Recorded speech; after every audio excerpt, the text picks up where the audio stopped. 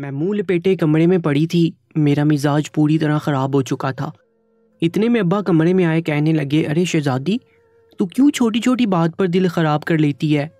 शादी तो करनी है, ऐसी कौन सी मुश्किल बात है। चल अब ये गोलियां खा ले, देखना कितनी जल्दी तेरी शादी हो जाएगी। मैंने अजीब सी नज़रों से अब्बा की तरफ देखा। भला इन नीली पीली गोलियों से मेरी शादी का क्या ताल्लुक था? अब्बा ने मुझे ज़बरदस्ती उठाकर बिठाया और कहने लगे, इतना सोचने की क्या ज़रूरत है? मैं तेरा बाप हूँ, जो भी करूँगा तेरे हक में बेहतर ही होगा। ये गोलियां भी तेरी शादी के लिए हैं। अब्बा की बात मेरे सर से गुजर गई थी, लेकिन अब्बा के आगे मेरी चलती कहाँ थी। इसलिए मैंने खामोशी से वो गोलियां निगल लीं। मैंने अब्बा से पूछा, ये किस चीज़ की गोलियां हैं और आप कहाँ से लाए हैं?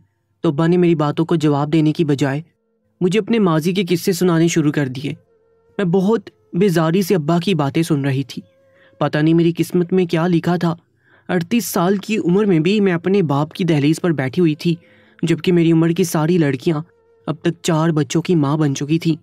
मैं तो किसी तकरीब में भी जाती तो एक कोने में छुपकर बैठ जाया करती थी। लोगों की चुपती नज़रें और तंजिया सवालात मुझे किसी पल चैन नहीं लेने देते थे। अब तक न जाने कितने लोग मेरा रिश्ता लेकर हमारे घर आए थे, लेकिन जाने से पहले वो इनकार करना ना बोलते। कभी मैं अपना चेहरा आईने में देखती तो कभी अपने बालों में उतरती चांदी को महसूस करके आंसू बहाने लगती। कभी कभी मैं अब्बा से जिद लगा लेती कि वो किसी से भी मेरा रिश्ता करवाते। मैं मजीद इस घर में नहीं रहना चाहती। हर लड़की की तरह मेरी भी ख्वाहिश थी, मेरी ज़िंदगी में कोई मर्द हो जिसे मैं अपना कह सकूं, उसके साथ अपना दुख सुख बांट सकूं। मेरी ज़िंदगी में मेरे बूढ़े बाप के सिवा और कोई नहीं था। और बहुत सी बातें ऐसी होती हैं जो इंसान अपने माँ बाप से नहीं बल्कि जीवन साथी से करता है, लेकिन वो जीवन साथी शायद मेरी किस्मत में लिखा ही नहीं गया था। मैं अब इन हालात से तंग आ चुकी थी। जब भी अब्बा से शादी की बात करती या कोई रिश्ते वाला इनकार करके जाता तो अब्बा वही 7 गोलियां लेकर मेरे पास आ जाते। गोलियां खिलाकर कहते कि देखना जल्दी तेरी शादी हो जाए। कभी कभी तो मुझे लगता कि उम्र के साथ साथ अब्बा का दिमाग भी खराब हो गया है। भला गोलियां खाने से किसी की शादी कैसे हो सकती है जब तक अब्बा खुद किसी अच्छी जगह में रिश्ता न करवा देते। गोलियों से कुछ नहीं होना था। इन गोलियों के आसरे में 5 साल मजीद गुजर चुके थे। फिर एक दिन मेरे लिए शहर की एक बड़े वकील का रिश्ता आया जिसकी बीवी का इंतकाल हो गया था और उसकी एक ही बेटी थी। मैंने अब्बा से कहा कि मुझे इस रिश्ते पर कोई एतराज़ नहीं है, आप मेरा रिश्ता यहाँ कर दीजिए।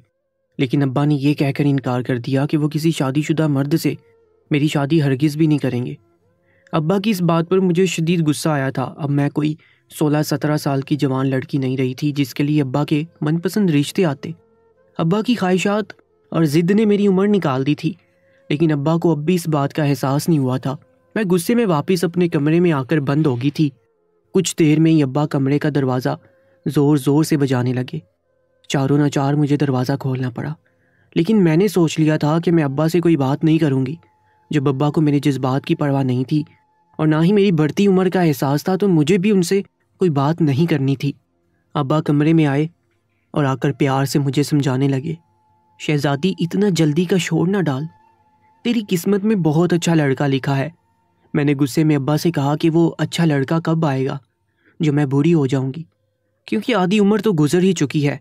अब्बा ने वही 7 गोलियां और दूध का गिलास मेरे आगे रखा, कहने लगे, इसे पी लो, फिर देखना कैसा अच्छा लड़का मिलेगा। मैंने अब्बा से साफ साफ कहा कि मुझे कोई गोलियां नहीं खानी है। इतने सालों से जब भी मैंने शादी का नाम लिया है, आपने ये गोलियां खिलाकर मुझे खामोश करा दिया है, लेकिन इन गोलियों से कुछ नहीं होने वाला है। अब्बा कहने लगे, जल्दी, ये जादू की गोलियां हैं, ये तेरी किस्मत बदल देंगी। मैंने गुस्से से अब्बा को देखा था, जो पता नहीं किस ज़माने में जी रहे थे। अब तक तो इन गोलियों से ना ही मेरी किस्मत बदली थी और ना ही मेरी शादी हुई थी। ऐसा नहीं था कि मेरे रिश्ते नहीं आते थे, लेकिन न जाने क्यों रिश्ते वाले हमेशा इनकार ही करके चले जाते थे, या फिर उनके इनकार से पहले अब्बा खुद मना कर देते। शुरू में अब्बा ने जब मुझे ये गोलियां खिलानी शुरू की तो मैं बहुत हैरान होती थी, लेकिन फिर अब्बा ने मुझे बताया कि इन गोलियों से मेरी खूबसूरती में इजाफा होगा और हालात ने जो मेरे चेहरे को तबाह कर दिया है, इस पर दोबारा रौनक आ जाएगी। अब्बा की यह बात सुनकर मैं खुश हो जाती और दूध के साथ गोलियां खाकर थोड़ी ही देर में नींद की वादियों में उतर जाती। लेकिन 5 साल गुजरने के बाद भी ना ही किस्मत का दरवाज़ा खुला था और ना ही कोई मेरी बारात लेकर आया था। मेरी उम्र तकरीबन 38 साल हो चुकी थी और एक लड़की के लिए इतनी ज़्यादा उम्र में रिश्ता आना बहुत मुश्किल था। इसलिए मेरी तकरीबन तमाम उम्मीदें दम तोड़ चुकी थी। मैं हर वक्त किसी न किसी कोने में छुपकर आंसू बहाने लगी थी। मैंने अब्बा से कह दिया था कि अब अगर मेरा रिश्ता ना हुआ तो मैं अपनी जान ले लूँगी। मेरा हाल देख अब्बा ने मुझे वही 7 गोलियां खिलाईं और तसल्ली के बोल कह दिए। दूसरे दिन कुछ रिश्ते वाले हमारे घर चले आए। लड़के की बहन एक रिश्ते वाली खाला के साथ आई थी और उसने पहली नज़र में मुझे पसंद कर लिया था। ये बात मेरे लिए बहुत हैरानकुन थी। उम्र बढ़ने के साथ साथ मेरे बालों में चांदी उतर आई थी और चेहरे पर भी झड़ियाँ पड़ने लगी थी। मुझे लगा कि उनका भाई शायद मुझसे भी कहीं ज़्यादा उम्र वाला होगा या फिर पहले से शादीशुदा होगा, इसलिए उन्होंने मुझे पसंद कर लिया है। लेकिन जैसी ही तस्वीर मेरे हाथ आई मेरे होश उड़ गए। वो तो उम्र में मुझसे काफ़ी छोटा और जवान लड़का था। तस्वीर में ना ही कोई ऐब नज़र आ रहा था और ना ही उन्होंने लड़के में कोई नुक्स बताया था। मैं हैरान परेशान सी बार बार तस्वीर को देख रही थी और फिर उन लोगों के जाने के बाद जब यही बात मैंने अब्बा से कही तो अब्बा हंसकर कहने लगे कि तेरी किस्मत खुल गई है, तुझे अब भी परेशानी है। अब्बा ने इस रिश्ते के लिए जैसे ही हामी बढ़ी तो मैं खुशी से झूम उठी। अब्बा की गोलियां काम कर गई थी। अब्बा ने महीने भर में मेरी शादी की तारीख तय कर दी थी और जल्दी जल्दी शादी के सारे इंतजामात भी मुकम्मल हो गए। अब्बा ने मुझे खुद अपने हाथों से रुखसत कर दिया था। मुझे यकीन ही नहीं आ रहा था कि मैं अब्बा के घर से रुखसत होकर अपने पिया की दहलीज पर पहुंच गई हूँ। मैं रूसी जोड़े में दुल्हन बनी बैठी थी। गो कि मेरी उम्र बहुत ज़्यादा हो चुकी थी, लेकिन अरमान तो अब भी मेरे दिल में पहले की तरह ही जवान थे। ये मेरी पहली शादी थी और इस शादी को लेकर मैंने बहुत सालों सब्र किया था और आज जब ये रात आई तो मैं खुशी से सरशार हो गई। कितने सालों से ये ख्वाहिश किसी चिंगारी की तरह मेरे मन में दबी हुई थी कि मेरी ज़िंदगी में भी कोई मर्द हो जो मुझे चाहे, मुझे सराहे, जिसके लिए मैं ही सब कुछ हूँ और जो मेरे लिए सारी दुनिया के सामने खड़ा हो जाए। और आज ये चिंगारी बुझ गई थी क्योंकि मैं ज़िया से निकाह करके उसके घर चली आई थी। 38 साल की उम्र में दुल्हन बनना एक अलग ही तजुर्बा था और मैं बार बार ख़ुद को आईने में देख रही थी। दिल में बहुत से खदशात सर उठा रहे थे कि मैं कहीं से ज़्यादा उम्र की तो नहीं महसूस हो रही हूँ। कहीं ऐसा ना हो कि शादी के पहली रात ही मैं अपने शोहर के दिल में जगह ना बना पाऊँ, वो मुझे बूढ़ी ना समझ बैठे। मैंने शादी से पहले अपने बाल भी रंग करवा लिए थे। जैसे ही मुझे दरवाजे पर आहट का एहसास हुआ तो मैं फ़ौरन घूंघट डाले बिस्तर पर बैठ गई और ख़ुद को तसल्ली देने लगी कि ऐसा कुछ नहीं होगा। कम उम्र लड़कियों की तरह मुझे शर्माना तो नहीं आया था, लेकिन मैं नज़र झुकाकर बैठ गई। ज़िया को लेकर मेरे दिमाग में बहुत से जज्बात पनप रहे थे। मैं शिद्दत से उनके साथ की उनकी कुर्बत की मुंतज़िर थी। ज़िया कमरे में आए और मेरे पास आकर बैठ गए। ना ही उन्होंने मेरा घूंघट उठाया और ना ही कुछ देर तक कोई बात की। मुझे अजीब सी घबराहट होने लगी थी। वो उम्र में मुझसे कुछ कम थे और बहुत खूबरू भी थे। मुझे ये खौफ सता रहा था कि कहीं उनके घर वालों ने ज़बरदस्ती तो उन्हें मेरे साथ शादी पर मजबूर नहीं किया। दरअसल शादी से पहले मेरी और ज़िया की रूबरू कोई मुलाकात ना हो सकी थी, सिर्फ तस्वीरों का तबादला हुआ था और इसी में ही मैंने ज़िया को देखा था और ज़िया ने मुझे। जब कुछ देर तक ज़िया के मुंह से कोई लफ्ज़ नहीं निकला तो मैंने खुद ही अपना घूंघट पलट दिया। उनकी आंखों में मुझे अपने लिए हकारत नज़र आई थी। मेरा सारा वजूद ठंडा पड़ गया था। मुझे एहसास हो गया था कि उन्होंने मुझसे ये शादी ज़बरदस्ती में की है। मैंने फ़ौरन ही ज़िया का हाथ थामा और उन्हें यकीन दिलाना चाहा कि मैं सारी ज़िंदगी उनसे वफ़ादार रहूँगी, उनकी खिदमत गुजारी करूँगी। वो मुझे एक मौका दे दें। मेरी बात सुनकर ज़िया अजीब अंदाज से हंस पड़े, कहने लगे तुम्हें मौका देने की क्या ज़रूरत है, तुम तो पहले से एक तजुर्बाकार औरत हो। ज़िया की बात सुनकर मैं शर्मिंदा हो गई। मुझे लगा कि शायद वो मुझे मेरी उम्र का ताना दे रहे हैं, लेकिन मैं उम्र में उनसे तकरीबन 5 साल बड़ी थी और इसी फ़र्क की वजह से मुझे लगा था कि वो मुझे नहीं अपना सकेंगे। लेकिन बात कुछ और ही थी। ज़िया ने अपना मोबाइल फ़ोन निकाला। स्क्रीन पर कुछ बटन दबाने के बाद जैसे ही अपने फ़ोन को मेरे सामने रखा, मेरे कदमों तले से ज़मीन निकल गई, क्योंकि उनके मोबाइल फ़ोन की स्क्रीन पर कोई और नहीं बल्कि मैं थी। और जो मंज़र नज़र आ रहा था उसे देखकर मेरे कदमों तले ज़मीन निकल गई थी। मेरी ऐसी तस्वीर ज़िया के मोबाइल में कैसे पहुंची थी, मैं समझ नहीं पाई थी। मैंने हैरत और आंसू भरी नज़रों से ज़िया की तरफ देखा, पूछा कि ये क्या है। तो वह नफ़रत से कहने लगा कि ये तो तुम मुझे बताओ कि ये क्या है। तुम्हारी ऐसी तस्वीर मेरे पास मौजूद है और तुम मुझसे पूछ रही हो कि ये क्या है। तुम खुद देखो कि ये तुम्हारी कैसी तस्वीर है, इसमें क्या नज़र आ रहा है। ये तस्वीर खुद चीख चीख कर बता रही थी कि तुम तो पहले से, ज़िया ने नफ़रत से अपना मुंह फेर लिया था, तुम तो पहले से पूरी की पूरी तजुर्बाकार हो। अगर मैंने निकाह से पहले ये तस्वीर देखी होती तो कभी तुमसे शादी का तसव्वुर भी ना करता। मैंने तो ये सोचकर तुम्हें अपनाया था कि तुम एक तुम्हारी उम्र रसीदा औरत हो जिसकी अब तक शादी नहीं हुई है। मैं तुम्हें आसरा दूंगा और हम एक साथ अच्छी ज़िंदगी गुजारेंगे। लेकिन मुझे क्या मालूम था कि मुझे शादी की रात तुम्हारी ऐसी तस्वीर मिलेगी जिसे देखकर मेरे सर पर आसमान गिर पड़ेगा। इस तस्वीर को देखकर मुझे पता चला कि तुम क्या हो। आज की रात ऐसे घूंघट डालकर बैठी हो जैसे बहुत हया वाली हो। अगर तुम ये सब पहले ही कर चुकी थी तो फिर मुझसे शादी क्यों की और ख़ुद को कंवारा जाहिर करने का ड्रामा क्यों पेश किया? ज़िया के लफ्ज़ों की चुभन ने मेरे होंठों को सी दिया था। मैं खामोशी से उनके चेहरे को तक रही थी। बहुत कुछ कहना चाहती थी लेकिन ज़ुबान साथ देने को तैयार न थी। कुछ देर पहले जो एहसासात और जज्बात मेरे दिल में थे वो सब ख़त्म हो गए थे और अब मुझे समझ ही नहीं आ रहा था कि मैं ज़िया से क्या कहूँ। वो सारे लफ्ज़ जो मैं पिछले 1 महीने से तरतीब दे रही थी और वो सारे अशार जो मुझे ज़िया के लिए कहने थे वो सब कहीं खो से गए थे। मैं नहीं जानती थी कि मेरी ऐसी तस्वीर मेरे शोहर के पास कहाँ से आई, लेकिन जो भी था अब सब ख़त्म हो गया था। मेरी ऐसी तस्वीर देखने के बाद तो ज़िया कभी मुझे अपनी ज़िंदगी में न रखते और इसी बात ने मेरी जान निकाल दी थी। मेरी मिन्नतों मुरादों के बाद उम्र के इस हिस्से में आकर मेरी शादी हुई थी और मैं अपने घर की हुई थी और पहली ही रात में सब कुछ मलियामेट हो गया था। मेरी आंखों से टिप टिप आंसू गिर रहे थे। मेरी तस्वीर अब भी मेरे सामने खुली पड़ी थी जिसमें पूरी तरह मैंने अपनी आंखें मींच ली थीं, क्योंकि उससे ज़्यादा मैं उस तस्वीर को नहीं देख सकती थी। मेरे सर पर सातों आसमान गिर पड़े थे क्योंकि ज़िया कह रहे थे कि तुम तो बहुत ही मकार निकली, पता नहीं किस किस के साथ। मैंने उनकी पूरी बात सुने बगैर ही अपने दोनों हाथ अपने कानों पर जमा लिए थे। ज़िया के लफ्ज़ मेरी रूह को छलनी कर रहे थे। मेरा सारा माजी बहुत मुश्किल गुजरा था और हाल में भी मुझे कांटे ही मिले थे। मैं आंखें बंद करके गुजरे वक्तों को सोच रही थी जहाँ मुझे कुछ पल का भी सुकून मैसर ना हो सका था। और अब जब मैंने सुकून का सांस लेने का सोचा था तो भी सब तहस नहस हो गया था। मेरा नाम शहज़ादी है, मेरा ताल्लुक़ पंजाब से है। मेरे अम्मा अब्बा बहुत ही अच्छी मोहब्बत करने वाले थे, लेकिन फिर किस्मत ने दगा दे दिया और मेरी अम्मा दूसरे बेटे की पैदाइश पर हमें छोड़कर हमेशा के लिए चली गई। बहुत छोटी सी उम्र में ही मुझ पर अपने भाई की जिम्मेदारी आ गई थी। अब्बा तो नौकरी पेशा थे, सुबह घर से निकलते तो शाम को वापस आते। मैं खुद से 7 साल छोटे भाई को सारा दिन संभालती रहती। ना ही मैंने बचपन की कोई खुशी देखी थी और ना ही कभी खिलौनों से खेली थी। मेरे पास तो घर और भाई की जिम्मेदारी से ही फुर्सत नहीं थी।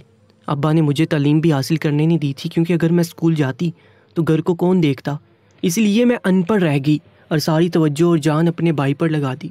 मेरा छोटा भाई ज़ीशान बहुत शरारती था।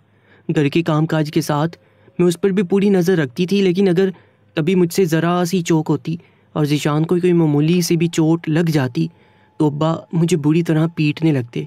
अब्बा को ज़ीशान बहुत ज़्यादा अजीज़ थे। इसको अगर एक खरोच भी आ जाती तो अब्बा की आंखों में आंसू आने लगते, जबकि मेरी बड़ी से बड़ी तकलीफ़ भी अब्बा की नज़र में नहीं आती थी।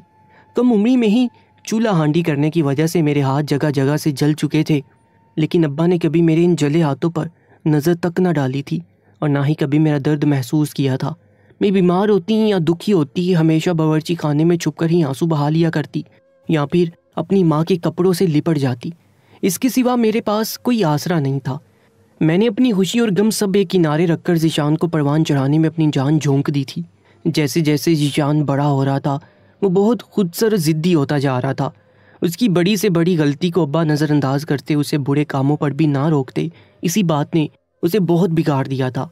मैं उसे कभी कुछ अच्छा सिखाने की कोशिश करती तो वो अब्बा से मेरी झूठी सच्ची शिकायतें लगाता और अब्बा डंडा उठाकर मुझे मारने के लिए खड़े हो जाते। ज़ीशान ने 10वीं का इम्तहान पास किया तो उसके नंबर कुछ ख़ास नहीं आए थे। उसे किसी अच्छे कॉलेज में एडमिशन न मिला तो अब्बा ने उसे एक दूर दराज के कॉलेज में दाखिला दिलवा दिया। वो वहीं के हॉस्टल में रहने लगा था और मैं अब्बा के साथ घर में तनहा रह गई थी। ज़ीशान के जाने के बाद मुझे एहसास हुआ था कि उसके होने से ही मेरी ज़िंदगी में कुछ रंग थे। अब तो ये घर वीरान हो गया था। ज़ीशान के जाने के बाद अब्बा भी मेरे करीब हो गए थे। वो उठते बैठते मुझे पूछने लगे थे और इस बात ने मुझे खुश कर दिया था। अक्सर अब्बा मेरे कमरे में चले आते, घंटों मेरे साथ गुजारते, मुझसे बहुत सी बातें करते। जैसे जैसे उनकी उम्र में इजाफा हो रहा था उनके रवैये में भी तब्दीली आ रही थी और मैं उनके लहजे में अपने लिए मोहब्बत महसूस करने लगी थी। इसी बात ने मुझे नई ज़िंदगी दे दी थी। ज़ीशान को गए 5 साल होने वाले थे, लेकिन वो पलट कर वापस नहीं आया था।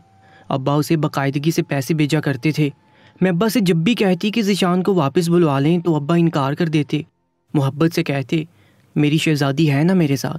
लेकिन बहुत जल्द अब्बा के इस मोहब्बत भरे रवैये का राज भी खुलकर मेरे सामने आ गया।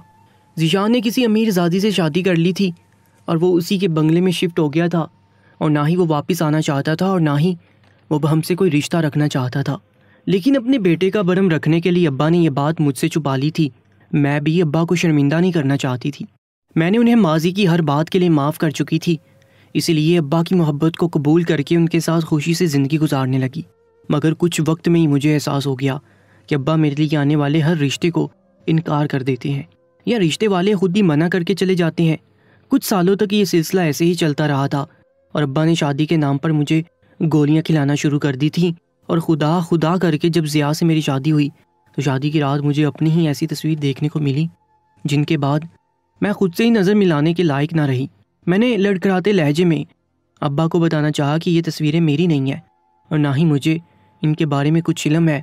मगर मेरी बात सुनकर ज़िया ने मुझे मज़ीद नफ़रत से देखा। कहने लगे कि तुम तो बड़ी ढीठ हो जो झूठ पर झूठ कह रही हो। गौर से देखो, ये तुम्हारा ही कमरा है, तुम्हारा ही बिस्तर है ना। मैंने गौर से देखा तो वाकई वो मेरा कमरा था। दीवार का वही नीला उखड़ा हुआ रंग मेरी बर्बादी की दास्तान सुना रहा था। मुझे खुद मालूम नहीं था कि मेरी ऐसी तस्वीर कब और किसने ली थी, मगर ज़िया मेरी बात मानने को तैयार नहीं थे। बहुत इंतज़ार और मिन्नतों मुरादों के बाद मेरी शादी हुई थी और शादी की पहली रात ही मैं बर्बाद हो गई थी। ज़िया ने मुझे कहा कि मैं एक रात उनके घर गुजार सकती हूँ, लेकिन आने वाली सुबह हमारा कोई ताल्लुक़ नहीं होगा। ज़िया की इस बात ने मेरे रोंगटे खड़े कर दिए थे। मैं वापस अपने बाप के घर नहीं जाना चाहती थी। मैं ज़िया के कदमों में बैठकर हाथ जोड़कर मिन्नतें करने लगी कि यह तस्वीर मेरी नहीं है, मैंने कभी ऐसी तस्वीर नहीं बनवाई है और ना ही मैं कोई गिरी हुई घटिया लड़की हूँ। मैंने तो इज्जत से आपके साथ शादी की है और आपके साथ ज़िंदगी गुजारना चाहती हूँ। लेकिन ज़िया पर मेरी किसी बात का कोई असर नहीं हो रहा था। सारी रात ज़िया के आगे हाथ जोड़े गुजर गई थी और सुबह के वक्त जब उनकी बड़ी बहन कमरे में आई तो ज़िया ने उन्हें सारी हकीकत बताकर अपना फ़ैसला सुना दिया था। अगर अब वो मुझे मज़ीद अपनी ज़िंदगी में बर्दाश्त नहीं करना चाहते। ज़िया की बड़ी बहन ने मेरी भी सारी बात सुनी और ज़िया से कहा कि जल्दबाजी में कोई गलत फ़ैसला करने की ज़रूरत नहीं है, आराम से इस मसले को हल करेंगे, क्योंकि शहज़ादी इस बात को कबूल करने के लिए तैयार नहीं है। ये तस्वीर इसकी है तो फिर हमें पहले पूरे सच का पता लगाना चाहिए। कहीं ऐसा न हो कि गुस्से में तुम एक मज़लूम के साथ नाइंसाफ़ी कर बैठो। ज़िया की आपा की बात सुनकर मैं हैरान रह गई थी कि मेरी तस्वीर देखने के बावजूद भी वो मेरे ख़िलाफ़ नहीं हुई थी, बल्कि मुझे एक मौका देना चाहती थी। बहुत नरमी से वो मुझसे पूछने लगी कि ऐसा कैसे मुमकिन है कि किसी ने तुम्हारी ऐसी तस्वीर बनाई हो और तुम्हें इल्म भी ना हो। तुम क्या नींद की दवा लेती हो? मैंने आपा को बताया कि ऐसी तो कोई बात नहीं, लेकिन जब भी मैं अब्बा की दी हुई गोलियां खाती हूँ तो मुझे बहुत गहरी नींद आती है। मेरी बात सुनकर आपा हैरानी से कहने लगी कि तुम्हारे अब्बा तुम्हें कौन सी गोलियां खिलाते हैं? और फिर मैंने उन्हें बताया कि वो मुझे शादी के लिए 7 गोलियां खिलाते थे। ये बात सुनकर ज़िया और आपा दोनों चौंक उठे और कहने लगे कि ऐसी कौन सी गोली आती है? तुम शायद पढ़ी लिखी नहीं हो और सारी ज़िंदगी अपने बाप के साथ घर में ही रही हो, इसीलिए उनकी बात पर यकीन करती चली गई।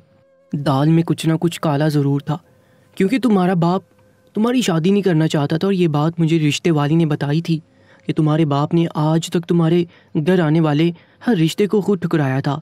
अगर तुम्हें इस बात में कोई शक नहीं है कि ये तस्वीर तुमने अपनी मर्ज़ी से नहीं बनवाई तो हम अभी सच का पता लगा लेते हैं।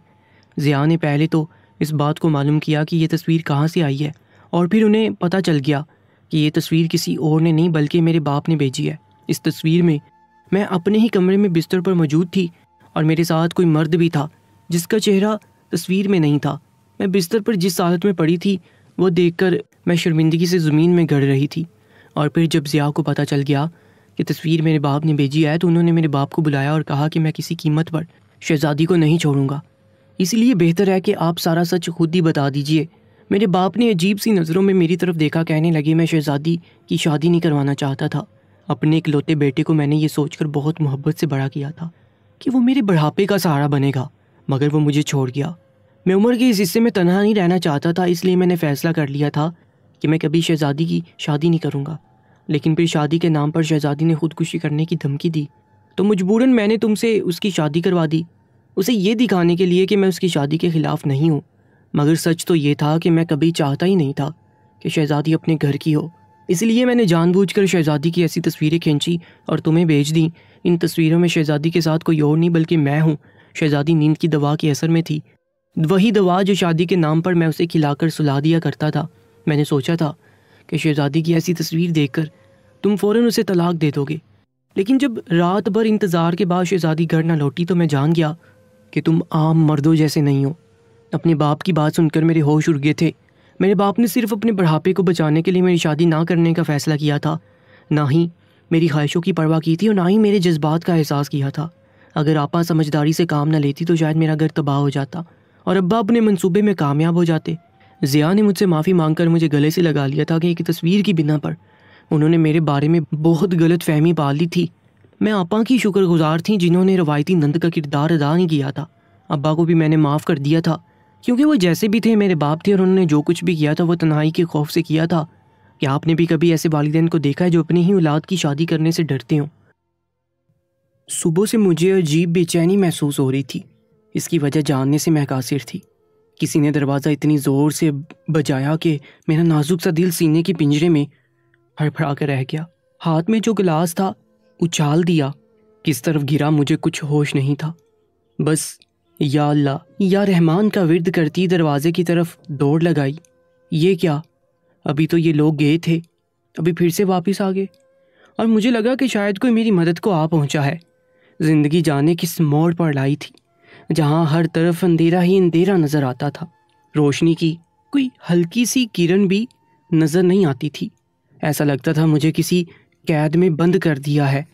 हाँ, ये कैद ही तो थी जहां पर मैं रहती थी। अब तो सोने पर सुहागा हो गया था। मेरी अम्मी ने जुल्म की इंतहा कर दी। कोई माँ कैसे कर सकती थी? मैं तो ये सोच सोच कर पागल हुए जा रही थी। ये मेरी माँ थी या दुश्मन? ये मुझसे किस जन्म का बदला ले रही थी?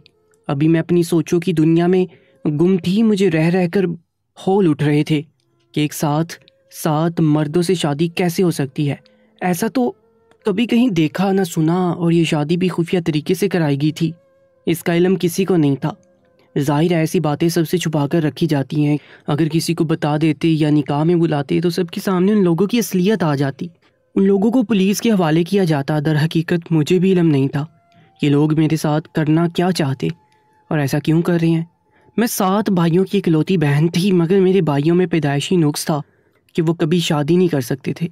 अगर शादी कर भी लेते तो उनकी बीवियां तलाक ले लेती। अम्मी बहुत परेशान थी।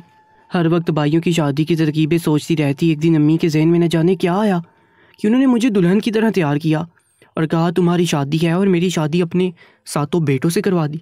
मैंने बहुत मना किया मगर मेरी एक ना सुनी गई। मुझे यकीन नहीं आ रहा था कि मेरी शादी मेरे भाइयों से हुई है। कभी बहन की शादी भी भाइयों से की गई, वो भी एक जगह 7 भाइयों से। अभी मैं अपने ख्यालों के भंवर से उलझी हुई थी कि मुझे मेरी माँ और भाई दिखाई दिए और फिर पहली ही रात मेरी रूह फना हो गई जब माँ और 7 भाइयों ने मिलकर मुझे बांधा और मेरे साथ। मेरा नाम नूर है। हमारा ताल्लुक़ एक गरीब घराने से है। मेरे घर में मेरे अलावा मेरी अम्मी अब्बू, मैं और मेरे 7 भाई रहते थे। इस घर में हर कोई एक दूसरे से खिंचा खिंचा और नाला नज़र आता था। जब से मैंने होश संभाला किसी को एक दूसरे से प्यार मोहब्बत से बात करते हुए नहीं देखा। एक साथ एक दस्तरखान पर बैठकर खाना खाते नहीं देखा। अम्मी हर वक्त चिड़चिड़ी रहती थी, गुस्से में नज़र आती थी। एक अब्बा ही था जो घर में मुझसे प्यार से बात करता था। मेरे अब्बा की दुकान थी जिस पर वो सारा दिन बैठे रहते। मेरे 7 भाइयों का एक ऐसा नुक्स था कि कोई उनसे शादी के लिए तैयार नहीं होता था। अम्मी बहुत परेशान रहती थी क्योंकि उन 7 के बहुत काम होते थे। अम्मी उनके काम करके बहुत तंग आ गई थी। मैं सारा दिन घर के काम करती थी और अम्मी भाइयों की देखभाल करती थी। अब्बा का तो सारा दिन दुकान में गुजर जाता था।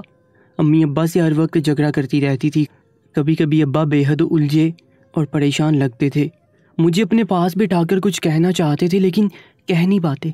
अब्बा मेरा बहुत ख्याल रखते थे। मैं अपने अब्बा के सारे काम अपने हाथों से करती थी। हम दोनों बाप बेटी में बहुत मोहब्बत थी, मगर अम्मी का रवैया बहुत अजीब होता था। अम्मी को मुझसे ज़रा मोहब्बत नहीं थी। उनका रवैया मेरे साथ बहुत बुरा होता था, मगर मैं उनकी फिर भी इज़्ज़त करती थी। उनकी मोहब्बत के लिए तरसती थी, और शायद माँ की मोहब्बत मेरे नसीब में नहीं थी, और इस मोहब्बत के लिए मुझे सारी उम्र तरसना और तड़पना था। मेरे भाइयों का रवैया भी मेरे साथ अच्छा नहीं था। मुझसे बात तक नहीं करते थे। मुझे समझ नहीं आता था आखिर मैंने उन लोगों का क्या बिगाड़ा है। इकलौती बहन से तो सब बहुत मोहब्बत करते हैं, उनके नाज नखरे उठाते हैं, फिर ये लोग क्यों मुझसे इतनी नफरत करते थे? इसके पीछे क्या वजह थी? मैं ये जानने से कासिर थी। दिल में बहुत सवाल उठते थे, मगर अंदर ही अंदर मैं उनका गला दबा देती थी। मैं अक्सर अब्बू से पूछती रहती थी, लेकिन वो इस बात को टाल जाते थे। मगर मुझे ऐसा लगता था कि ये लोग मुझसे कुछ छुपा रहे हैं। कुछ तो ऐसा है जिसका मुझे इल्म नहीं। कभी कभी मुझे लगता था कि मैं इन लोगों की सगी बेटी नहीं हूँ। मगर अब्बा मुझसे इतना प्यार करते थे कि उनका प्यार देखकर मैं खुद ही शर्मिंदा हो जाती थी कि मैं ऐसा क्यों सोचती हूँ।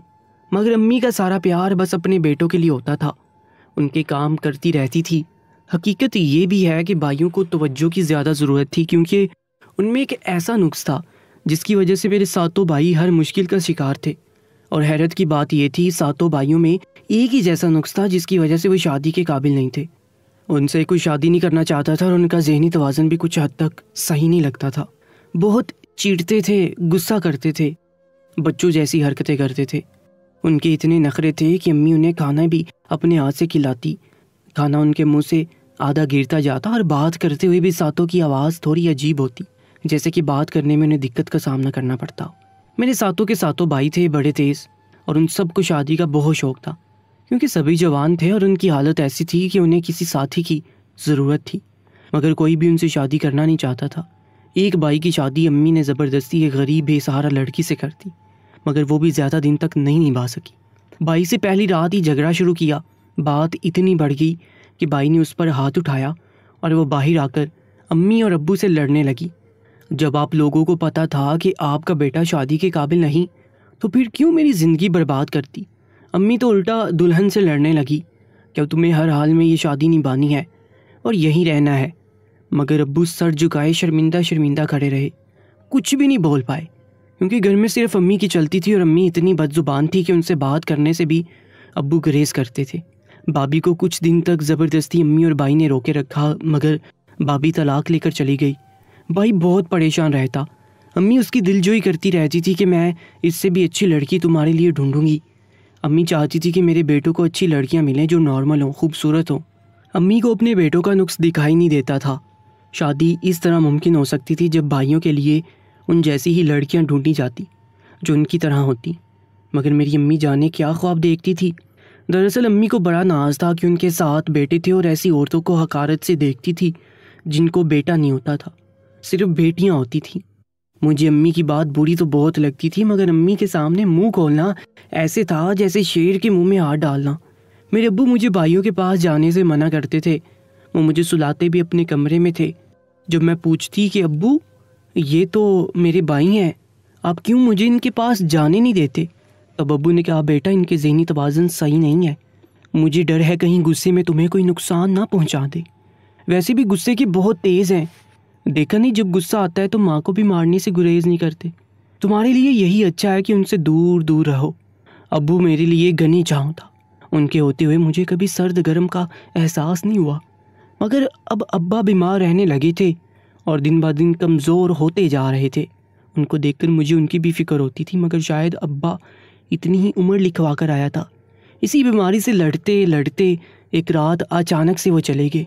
मगर जैसे ही अब्बा मुझे हमेशा के लिए छोड़कर इस दुनिया से चले गए, तब मुझे मालूम हुआ कि बाप का साया क्या होता है।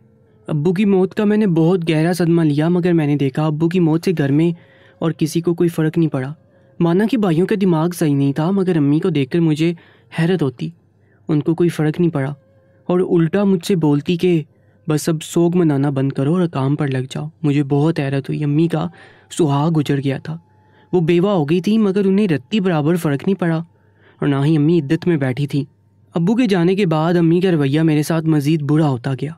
पहले अम्मी भाइयों के काम खुद करती थी, शायद अब्बू से डरती थी। अब भाइयों के भी सारे काम अम्मी ने मेरे गले में डाल दिए थे। मैं सारा दिन गधों की तरह काम करती रहती थी, ऊपर से अम्मी की जली कटी बातें सुनती थी। अब तो वो मुझे गालियाँ भी देने लगी थी। मुझे बड़ी हैरत होती, एक माँ अपनी बेटी को कैसे गालियाँ दे सकती है और उसके साथ कैसे ऐसा सलूक कर सकती है। आजकल अम्मी सारा दिन घर से बाहर रहती थी। जो भाई मुझसे कुछ मांगते थे, पानी या खाना वगैरह, जब मैं उनको देने जाती तो भाई मुझ पर अक्सर हाथ उठाते और मुझे मारते। मुझे अपने भाइयों से बहुत डर लगता था। मैं हर वक्त अफसुर्दा रहती थी, मुझे डरावने ख्वाब आते। मुझे अब्बा के बगैर नींद नहीं आती थी, तन्हाई से खौफ आता। रात को मैं डर के मारे उठ जाती। मेरा दिल करता था मैं जाके अम्मी के साथ सो जाऊं, मगर अम्मी हर वक्त मुझे हकारत और नफ़रत से देखती रहती थी। एक बार मैंने देखा अम्मी किसी बाबा को घर ले आई थी। वो बाबा देर तक भाइयों को देखकर कुछ पढ़ता रहा, न जाने ये बाबा कौन था और अम्मी उसको किस लिए लाई थी। मगर अब अक्सर इसी बाबा को घर ले आती, जिन्होंने काला लिबास पहना हुआ होता था और बड़े बड़े माला गले में लटकते, एक कान में बाली पहनी हुई होती।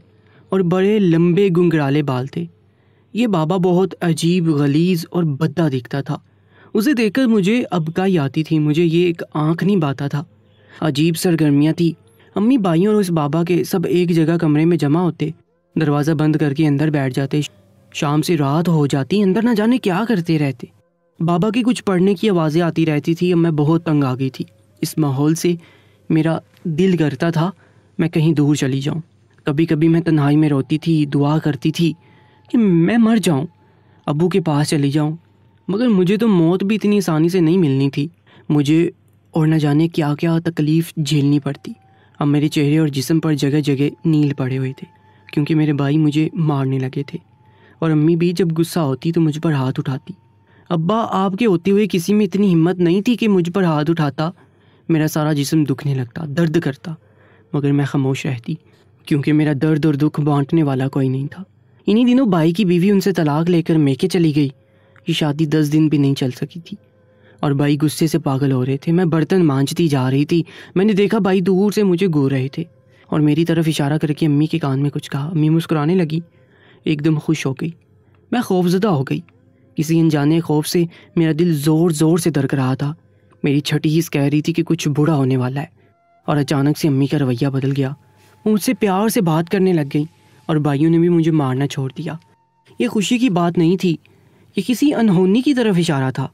आने वाले वक्त के खौफ से मैंने रात को सोना छोड़ दिया था। मेरी आंखों के गिर्द हल्के पड़ने लगे थे। नकाहत और कमज़ोरी की वजह से मुझसे चला भी नहीं जाता था। कुछ रोज़ तक ये सब चलता रहा और घर में खामोशी रहने लगी। ये किसी तूफ़ान के आने से पहले वाली खामोशी थी।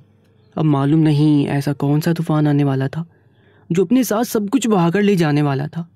अब उस बाबा ने घर में आना जाना बहुत ज़्यादा कर दिया था, वरना पहले कभी कभार ही आता था। आते जाते बाबा मुझे घूरना नहीं भूलता था। मैं बहुत डरी हुई थी। अब्बा के होते हुए मुझे तहफ़्फ़ुज़ का एहसास होता था। न जाने क्यों अब हर वक्त एक डर का सा लगा रहता था। मुझे सबसे बहुत डर लगने लगा था। उन सब की सरगर्मियाँ मुझे मशकूक रहने लगी थी। ये सब एक साथ बेहतर जाते, हर वक्त मुझे देखते रहते। ऐसे लगता था ये मेरे बारे में बातें करते रहते हैं। फिर एक दिन अम्मी ने मुझे दुल्हन की तरह तैयार किया और कहा कि आज तुम्हारा निकाह है। और मैं हैरान हो गई कि अचानक से मेरा निकाह किससे हो रहा है। हालांकि घर में कोई भी नहीं आया, ना कोई मेहमान आया, ना कोई बारात आई, ना ही कोई बाराती। अम्मी मुझे कमरे में लेकर गई और मेरे ऊपर हैरत का बहार टूट पड़ा जब अम्मी ने कहा कि मेरी शादी मेरे भाई से हो रही है। किसी एक भाई से भी नहीं, बल्कि मेरे सातों भाइयों से एक ही वक्त में मेरा निकाह कर दिया गया। और ये निकाह बाबा ने पढ़ाया। मैं इनकार करती रही, रोती रही, मना करती रही, लेकिन मेरे इनकार से किसी को कोई फ़र्क नहीं पड़ रहा था।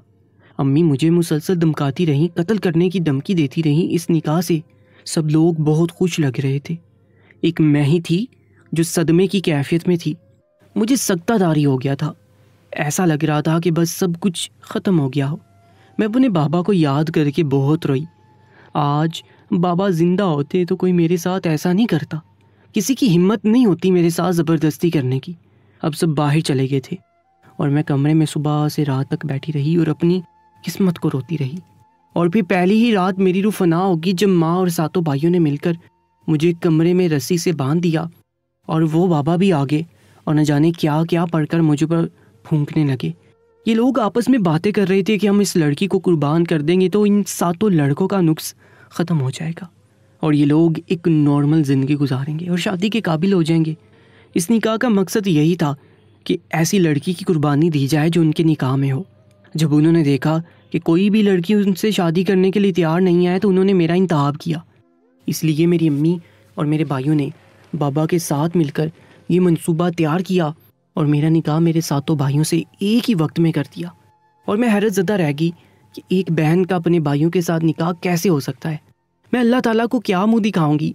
ये सब क्या हो रहा है? मुझसे ऐसा कौन सा गुनाह हुआ जिसकी मुझे सज़ा मिल रही है, वो भी इतनी भयानक सज़ा जिसके बारे में सोच कर भी मेरी रूह कांप रही थी।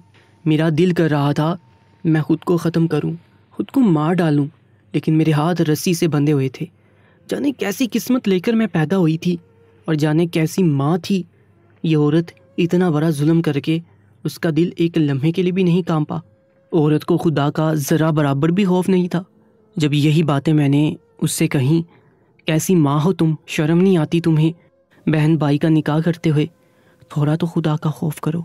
अपनी सगी बेटी के साथ ऐसा करते हुए तुम्हें शर्म नहीं आ रही? आज मैं सारी हदें भूल गई थी, क्योंकि मुझे सारी हदें बुला दी गई थी। मेरी बर्दाश्त ख़त्म हो गई थी। मुझे आज अपनी माँ से बेइंतहा नफ़रत महसूस हो रही थी। आज तक मैं उनकी हर जुल्म बर्दाश्त करती आई थी, मगर अब पानी सर से ऊपर हो गया था। तो मेरी अम्मी ने मुझे ऐसी बात बताई जिसे सुनकर मुझ पर 7 पहाड़ टूट पड़े। उन्होंने बताया कि तुम मेरी बेटी नहीं हो। तुम्हारे बाप ने पसंद से शादी की थी मुझसे छुपके, और इसी से तुम उनकी औलाद हो। और तुम्हें पैदा करते हुए तुम्हारी माँ मर गई थी और तुम अकेली हो गई थी। तुम्हारे बाप ने मेरी मिन्नतें की, तब जाकर मैंने तुम्हें इस घर में रहने दिया। इसलिए तुम्हारा बाप तुम्हें मेरे पास ले आया, मगर तुम्हारे सारे काम वो अपने हाथों से करता था। तुम्हारे बाप ने अकेले ही तुम्हारी परवरिश की। मुझे तुमसे बहुत ज़्यादा नफ़रत थी। तुम्हारी तरफ देखना भी मैं गवारा नहीं करती थी, लेकिन तुम्हारे बाप की वजह से मैंने तुम्हें अपने साथ रखने पर मजबूर होगी। मुझे तुम्हारी ज़ात में रत्ती बराबर भी दिलचस्पी नहीं है, और ना ही मैं तुम्हारी जिम्मेदारियाँ मज़ीद उठाना चाहती हूँ। मेरी बेटियों का ये नुक्स एक ही सूरत में ख़त्म हो सकता है, जब किसी लड़की की बलि चढ़ा दी जाए। और मुझे बाबा ने कहा कि एक लड़की की ज़रूरत है, तो मैं परेशान हो गई कि लड़की कहाँ से आए। तो मुझे मेरे बड़े बेटे ने कहा कि क्यों ना तुम्हारी बलि चढ़ा दी जाए। वैसे भी तो तुम हमारे किसी काम की नहीं हो, इसीलिए हमने तुम्हारा इंतखाब किया। आज रात तुम्हारी बलि चढ़ा दी जाएगी। इसी सूरत में तुम्हारे भाइयों का नुक्स ख़त्म हो जाएगा और ये शादी करने के काबिल हो जाएंगे और एक खुशगवार ज़िंदगी गुजारेंगे। इनकी बातें सुनकर मैं पागल हो रही थी। ये सब क्या था, मुझे कुछ समझ नहीं आ रहा था। मैं बहुत परेशान थी। अपने रब से दिल ही दिल में दुआ कर रही थी कि वो मेरी मदद करे और मुझे इस कैद से आज़ाद करवा दे, वरना ये लोग पता नहीं मेरे साथ क्या करने वाले थे। उन लोगों की हकीकत से सब अनजान थे। ना मेरा कोई रिश्तेदार था, ना ही कोई मोहसिन था, ना मेरी मदद के लिए आता और मुझे उनके चुंगल से आज़ाद करवाता। हमारे पड़ोसियों में भी मेरी माँ के ताल्लुकात अच्छे नहीं थे। हमारे घर कोई आता जाता नहीं था। सब अम्मी से डरते थे। किसी को मालूम नहीं था हमारे घर के अंदर, इसलिए मुझे पड़ोसियों से तो उम्मीद नहीं थी कि कोई मेरी मदद को आएगा, क्योंकि वो सब बिल्कुल अनजान थे। बस मुझे अल्लाह की ज़ात पर यकीन था।